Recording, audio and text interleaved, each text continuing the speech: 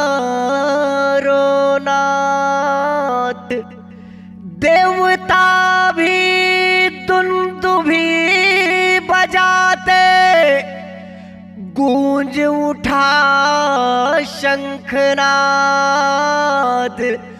गूंज उठा शंखनाद। जय श्री राम।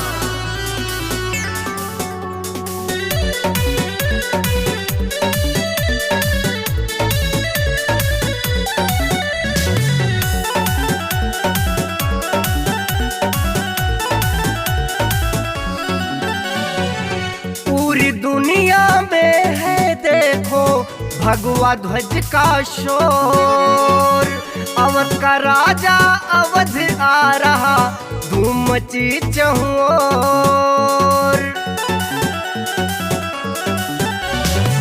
पूरी दुनिया में है देखो भगवा ध्वज का शोर, अवध का राजा अवध आ रहा, धूम मची चहुं ओर। दुल्हन सी सज गई अयोध्या, जुबां पे बस एक नाम, मेरे सपनों के सुख धाम, कौशल्या के प्यारे राम। मेरे सपनों के सुख धाम, कौशल्या के प्यारे राम। बोलो जय श्री राम, बोलो जय श्री राम, बोलो जय श्री राम, बोलो जय श्री राम।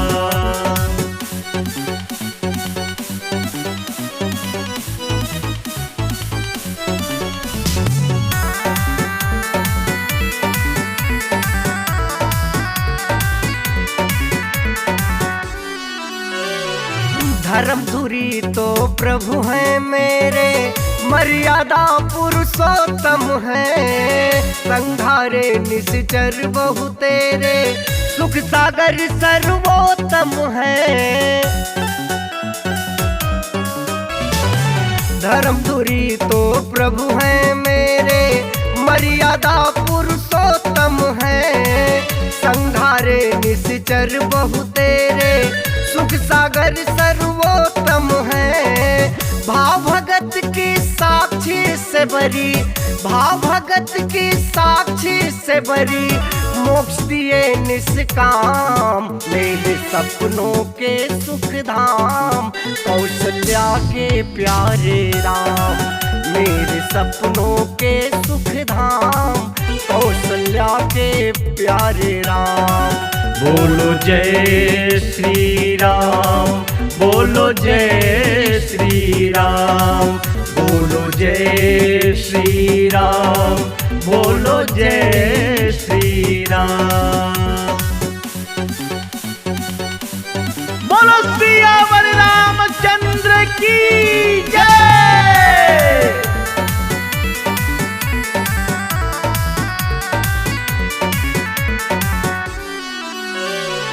नारी अहिल्या गिद्धि जटायु, गोद में सतगति पाया है, राज मिला सुग्रीव विभीषण, सबने महिमा गाया है।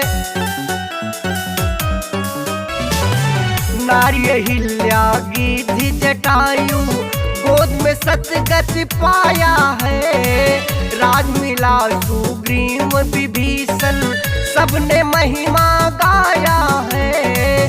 केवट की बन गई है रोशन, केवट की बन गई है रोशन, अजय हुए बदनाम, मेरे सपनों के सुख धाम, कौशल्या के प्यारे राम।